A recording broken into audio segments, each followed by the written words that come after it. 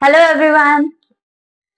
आज का सेशन में मैं दिव्या एक नया टॉपिक लेके आई हूँ जो आपको प्रीवियस टॉपिक से कनेक्ट करेगा। राइट, मेंस्ट्रुअल साइकिल बहुत इंपॉर्टेंट टॉपिक है, बहुत इंपॉर्टेंट कॉन्सेप्ट है और वाइडली आपको फीमेल रिप्रोडक्टिव सिस्टम की वर्किंग समझाएगा। तो सबसे पहले मैं बता दूं ये मेंस्ट्रुअल साइकिल है क्या। मेंस्ट्रुअल साइकिल एक साइक्लिक डेवलपमेंट है। ठीक है, साइक्लिक डेवलपमेंट है फॉलिकल्स की और यूट्रल लाइनिंग की। फॉलिकल्स यानी कि primary follicle, secondary to tertiary, जो हमने इंटरनल स्ट्रक्चर ऑफ ओवरी में किया था। फॉलिकल्स और यूट्रल लाइनिंग। यूट्रल लाइनिंग क्यों डेवलप होती है उसके बारे में भी मैं बात करती हूँ। ठीक है, तो यूट्रल लाइनिंग और फॉलिकल्स की डेवलपमेंट होती है under hormonal control. Hormonal control के अंडर होती है और ये जो पूरा साइक्लिक डेवलपमेंट है वो चलता है 28 डेज ऑन एन एवरेज। और उसके बाद वापस से ये साइकिल फर्स्ट डे से स्टार्ट होना शुरू हो जाता है। ठीक है, तो ऑन एन एवरेज 28 डेज का अगेन फीमेल साइकिक स्टेट पे, एनवायरमेंटल स्टेट कैसी है, ईटिंग हैबिट रूटीन कैसी है, उस पर भी ये साइकिल डिपेंड करता है और बॉडीली कंडीशंस कैसी हैं उस पर भी डिपेंड करता है। तो कम ज्यादा हो सकता है। ठीक है, यूजुअली ज्यादा रहता है, 28 डेज से ज्यादा भी हो सकता है। फाइन, अब नॉर्मली ज्यादा नहीं होना चाहिए बट हाँ 28 डेज से कुछ दिन ज्यादा हो सकता है, बाय वीक जो है वो ज्यादा हो सकता है। राइट, सो मेंस्ट्रुअल साइकिल में साइक्लिक डेवलपमेंट होती है फॉलिकल्स की। फॉलिकल्स की आपको पता है कि फॉलिकल्स की डेवलपमेंट हमारे गैमीट की डेवलपमेंट के लिए रिक्वायर्ड है। राइट, ताकि वो जाके फर्टिलाइजेशन करे और प्रेगनेंसी डेवलप हो। फाइन, बट यूट्रल लाइनिंग जो है वो इसीलिए डेवलप होती है ताकि फीमेल बॉडी प्रिपेयर हो सके प्रेगनेंसी और इम्प्लांटेशन के लिए, ताकि बेबी अगर फर्टिलाइजेशन हो जाती है तो डेवलपिंग बेबी को एक सुटेबल एनवायरनमेंट मिले यूट्रस में। फाइन, तो क्या होता है हार्मोनल कंट्रोल में ये सारे प्रोसेसेस होते हैं और अल्टीमेटली अगर प्रेगनेंसी नहीं होती है, फर्टिलाइजेशन नहीं होती है, तो उस केस में इस फॉलिकल और यूट्रल लाइनिंग दोनों को डीजनरेट होना पड़ता है। तो इन 28 डेज में डेवलपमेंट और डीजनरेशन आप दोनों देखोगे। फाइन, तो ये मेंस्ट्रुअल साइकिल जो है उसमें फर्स्ट मेंस्ट्रुअल साइकिल आपको देखने को मिलेगा इन ड्यूरिंग प्यूबर्टी और फर्स्ट मेंस्ट्रुअल साइकिल को मिनार्क कहा जाता है। तो फर्स्ट मेंस्ट्रुअल साइकिल को मिनार्क कहा जाता है और मिनार्क के होते ही यानी कि प्यूबर्टी के आते ही जो हमारे पास फॉलिकल डेवलपमेंट है वो स्टार्ट हो जाती है। तो फीमेल जो है वो normally millions of primary follicles के साथ बर्थ लेती है। कितने? Millions of primary follicles during birth. तो प्राइमरी फॉलिकल्स यानी कि जब फीमेल फीटस डेवलप हो रहा होता है तो उस दौरान फॉलिकल्स की डेवलपमेंट हो रही होती है। लेकिन जैसे जैसे फीमेल ग्रो करती है, अपनी प्यूबर्टी तक पहुंचती है, तब तक बहुत सारे फॉलिकल्स डीजनरेट हो गए होते हैं। तो 60,000 to 80,000 फॉलिकल्स ही रह जाते हैं ड्यूरिंग प्यूबर्टी, यानी कि जब तक मिनाक आता है तब तक 60,000 to 80,000 फॉलिकल्स ही रह जाते हैं और अब इन फॉलिकल्स को एक एक करके हर मंथ डेवलप होना होता है। ठीक है, एक ओवरी से फर्स्ट साइकिल में, फिर सेकेंड ओवरी से नेक्स्ट साइकिल में। तो इस तरीके से ऑल्टरनेटिवली हर एक ओवरी जो है वो फॉलिकल को डेवलप करती है और रिलीज करती है इन फैलोपियन ट्यूब ताकि प्रेगनेंसी इनिशिएट हो सके। फाइन, तो 60,000 to 80,000 फॉलिकल्स रह जाते हैं ड्यूरिंग प्यूबर्टी और वो एक एक करके डेवलप करते हैं। फर्स्ट वन जो है वो डेवलप करता है ड्यूरिंग मिनाक यानी कि फर्स्ट साइकिल। और ये साइकिल जो है जैसे मैंने कहा 28 डेज का रहता है ऑन एन एवरेज और ये साइकिल 4 फेजेस में डिवाइडेड है। 4 फेजेस में डिवाइडेड है। ये फेजेस बहुत ध्यान से सुनेंगे, ये फेजेस हमें कनेक्ट करेंगे प्रीवियस लेक्चर्स के साथ। फाइन, तो सबसे पहला फेज है मेंस्ट्रुअल फेज और मेंस्ट्रुअल फ्लो। मेंस्ट्रुअल फ्लो और मेंस्ट्रुअल फेज कहा जाता है। ठीक है, और क्योंकि 28 डेज का साइकिल है तो सीक्वेंशियली डेज डिवाइड किए गए हैं और हमारे पास इस फेज का ड्यूरेशन रहता है first to fifth day. First से फिफ्थ डे तक ये मेंस्ट्रुअल फेज रहता है। ठीक है, और इस दौरान क्या होता है, जो साइक्लिक डेवलपमेंट के दौरान फॉलिकल्स और यूट्रस की लाइनिंग डेवलप हुई होती है तो वो शेड होना शुरू, डीजनरेट होना शुरू हो जाती है। जैसे मैंने कहा कि अगर फॉलिकल्स जो है वो हर मंथ डेवलप हो रहे हैं यानी कि हर मंथ प्रेगनेंसी के लिए बॉडी प्रिपेयर करती है, फर्टिलाइजेशन के लिए बॉडी प्रिपेयर करती है। बट अगर फर्टिलाइजेशन नहीं होती है तो उस केस में रिक्वायर्ड है कि पुरानी जितनी भी डेवलपमेंट है वो सारी शेड हो जाए, फाइन, ताकि नया साइकिल में न्यू डेवलपमेंट हो सके। तो ये मेंस्ट्रुअल फेज उसी को रिप्रेजेंट करता है। तो इस दौरान क्या होता है, blood along with uterine lining, और यूट्रल लाइनिंग में डेवलप होती है एंडोमेट्रियल लाइनिंग, ठीक है, एंडोमेट्रियम की लाइनिंग डेवलप होती है along with uterine lining and gamete gets flow out through vagina. तो वेजाइना के थ्रू ब्लड, यूट्रल लाइनिंग और गैमीट जो है वो फ्लो आउट होना शुरू हो जाता है, डीजनरेटेड गैमीट जो है। तो फर्स्ट से फिफ्थ डे तक नॉर्मली ये साइकिल चलता है, ये प्रोसेस चलता है, और इस दौरान पूरी क्लीनिंग होती है पूरी बॉडी से, जो हमारे यूट्रल लाइनिंग है, ब्लड है और गैमीट है वो रिमूव हो जाता है। गैमीट डीजनरेटेड फॉर्म में होता है, ब्लड इसीलिए आता है क्योंकि इस पूरे साइकिल के दौरान यूट्रस एरिया में ब्लड फ्लो को बढ़ाया जाता है, तो ब्लड सप्लाई इंक्रीज की जाती है, तो ब्लड वेसल्स रप्चर होती है और उसी वजह से ब्लड बाहर आता है, और यूट्रस लाइनिंग जो डेवलप हुई होती है फॉर इम्प्लांटेशन पर्पस, ताकि इम्प्लांटेशन अच्छे से हो सके, वो भी फ्लो आउट हो जाता है, ठीक है। और ये प्रोसेस हार्मोनली कंट्रोल है, ये सारे स्टेप्स हार्मोनली कंट्रोल है, और ये स्टेप तब आता है जब प्रोजेस्टेरॉन का लेवल बॉडी में फॉल कर जाता है। It is due to fall in progesterone level.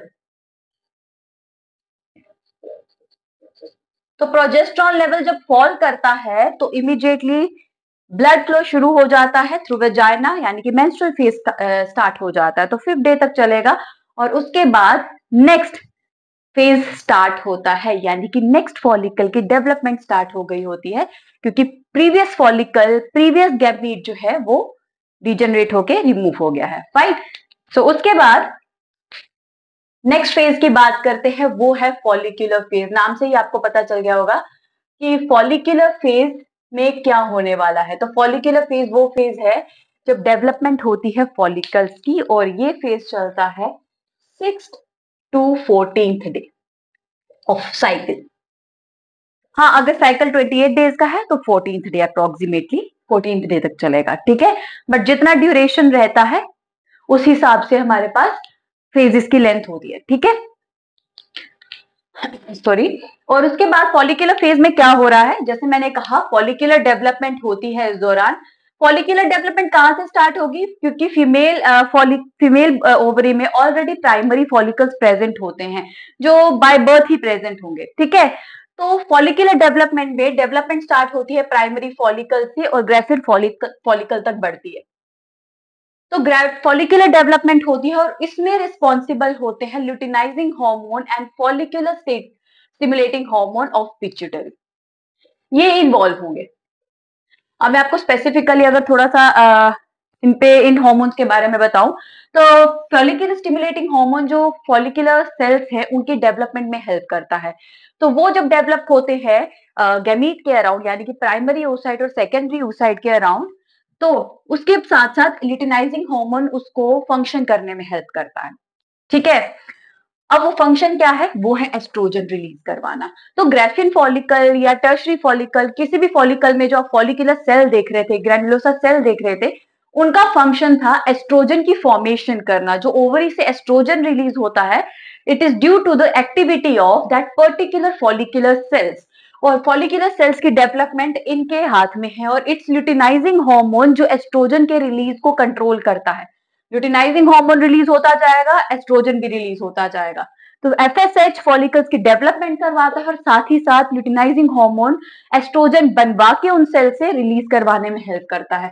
तो इस दौरान एस्ट्रोजन फॉर्मेशन हाई होती है, तो एस्ट्रोजन फॉर्मेशन होगी, और एस्ट्रोजन फॉर्मेशन का इफेक्ट क्या होगा, आप देखोगे एस्ट्रोजन के कंट्रोल के अंडर यूट्रस लाइनिंग डेवलप होगी, और यूट्रल लाइनिंग डेवलप भी होती है और ब्लड सप्लाई भी इंक्रीज होती है यूट्रस में इन रिस्पॉन्स टू एस्ट्रोजन, ठीक है।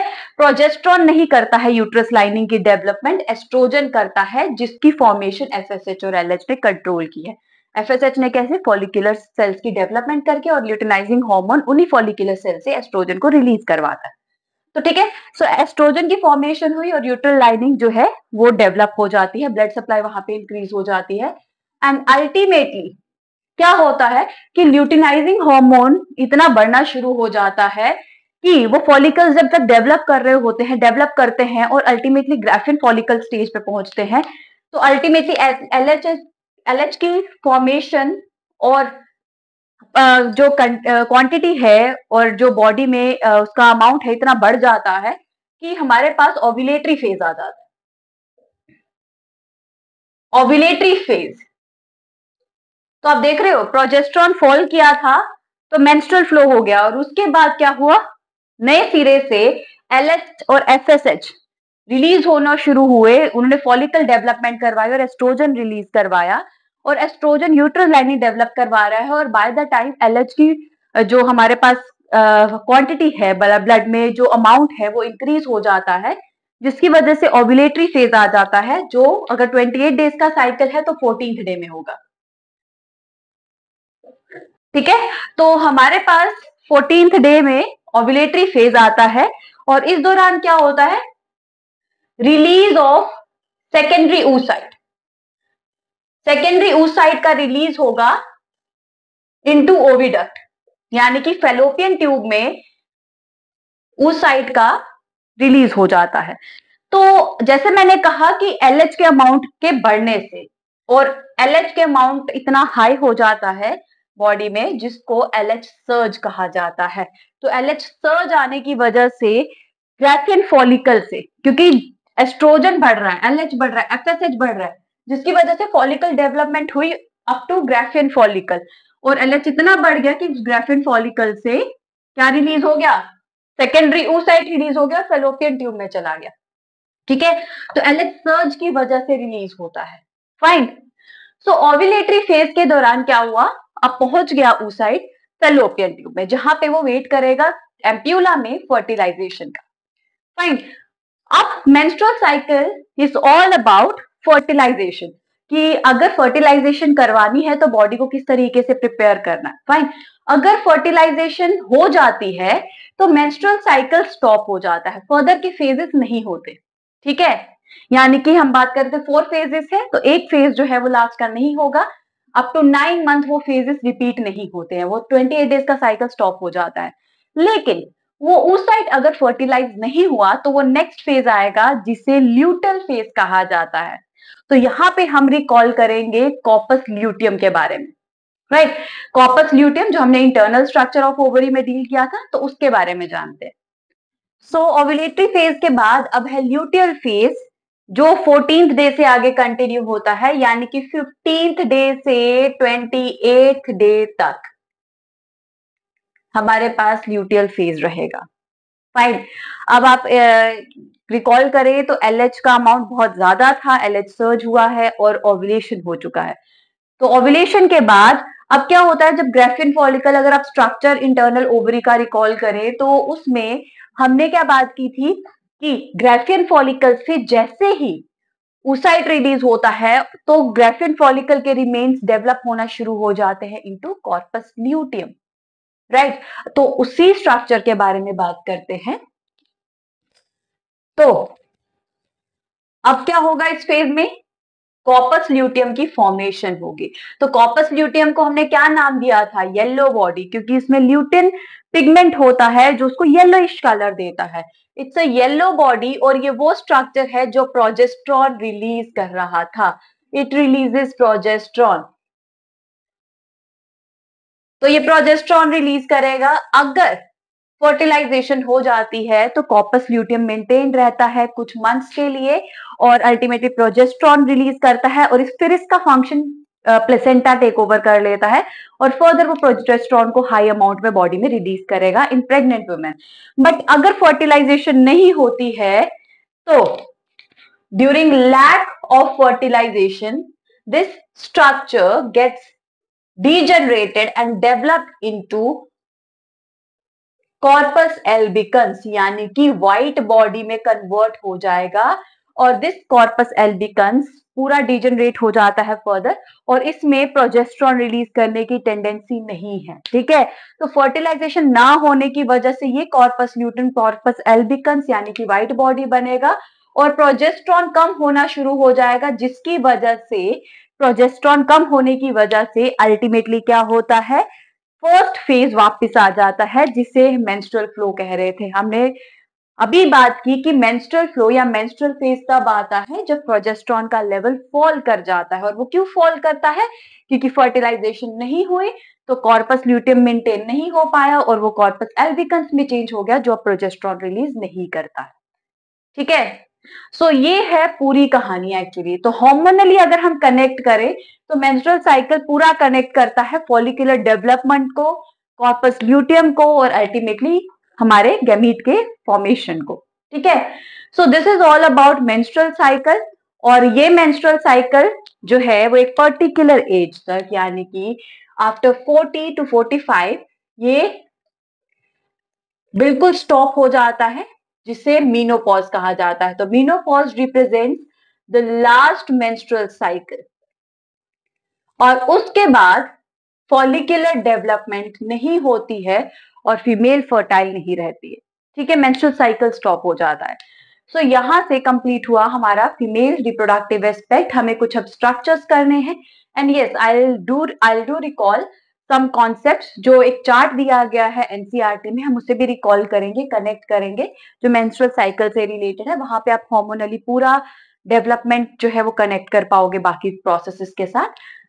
तो we are left with some topics जो हम नेक्स्ट लेक्चर में डील करने वाले हैं। सो मिलते हैं नेक्स्ट लेक्चर में।